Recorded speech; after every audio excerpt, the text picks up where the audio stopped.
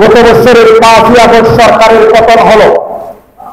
এই স্বৈরাচারী সরকারের পতনের পর আমরা দেখেছি এদেশে নানা নাটকীয় পরিবেশ সৃষ্টি হয়েছে।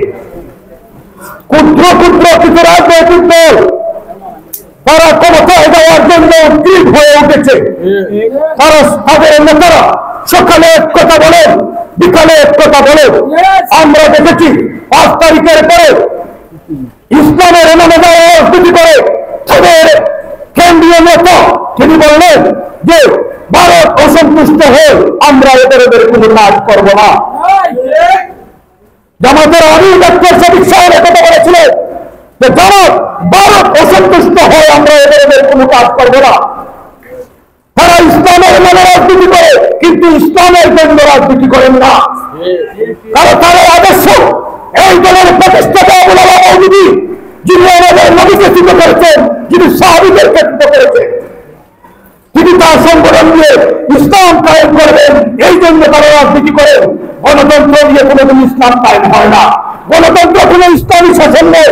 এটা তারা এই দেশের জনগণকে ইসলামের নামে তারা দুঃখ দিয়ে যাচ্ছে।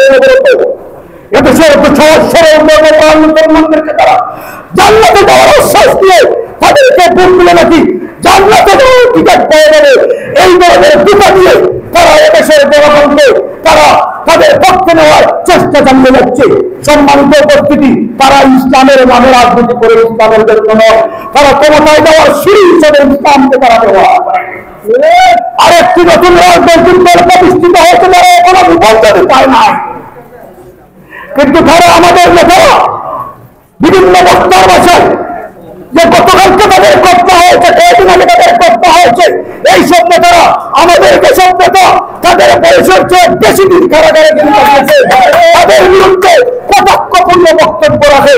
আমি এই সভা থেকে তাদের এইসব বক্তব্যের তীব্র নিন্দা জানাচ্ছি এবং আজকের এই সভা থেকে তাদেরকে একটি কথা বলতে চাই, বিএনপিকে কুচাকুচি করবেন না। বিএনপি এদেশের মানুষের সংগঠন, বিএনপি এদেশের ইসলামের মূল্যবোধে বিশ্বাসী সংগঠন, বিএনপি স্বাধীনতার মহান মিশন সেক্টর কমান্ডার শহীদ রাষ্ট্রপতি জিয়াউর রহমানের হাতে গড়া সংগঠন। এদেশে দেশে আসে নাই, এই সংগঠনের বিরুদ্ধে আপনারা কুচাকুচি করবেন না।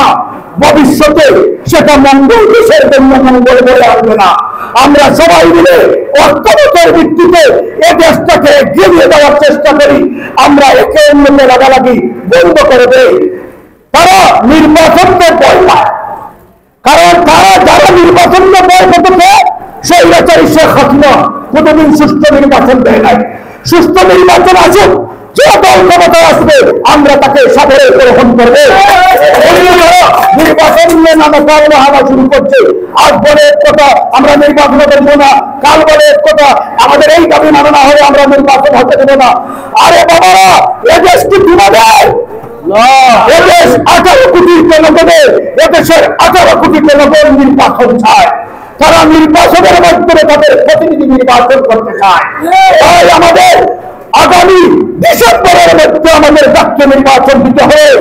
আর এই নির্বাচনে আমাদের বিশ্বমত উৎপাদনে আমাদের দানের শিশের কান্ডারি আমাদের জননেতা জনাবে মিলিয়াসাদিনী সহকর্মী তাসিনা রোশনি লাউরাম এই এলাকার একক প্রার্থী। এখানে কোনো পঁচাত্তর কুকুরের জায়গা হবে না। আমাদের কিছু বহিষ্কৃত নেতা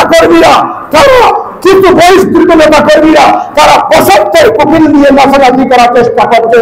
আপনারা তো কোনো জায়গায় দাঁড়াবার জায়গা নেই, তাই এখন আপনারা 72 কুকুর এখানে নিয়ে আসার চেষ্টা করছে। এটা কোন সময় বিশ্বনাথ উসমানীনগরের মানুষ মেনে নিবে না। সম্মানিত উপস্থিতি, আমাদের নেতা জননেতা জনাবে মিলিয়াসাদিনী গুম হয়েছেন আজ 1.5 বছর হয়ে গেল। আমাদের নেতার আজ কোনো সন্ধান আমরা পাইনি।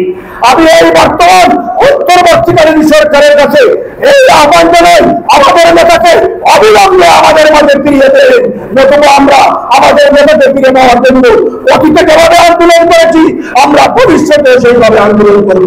সম্মানিত উপস্থিতি, আপনাদের ইউনিয়নের উত্তরাংশের কিছু এলাকায় একটি রাজনৈতিক দল তারা সেখানে গাছি করে বসে আছে।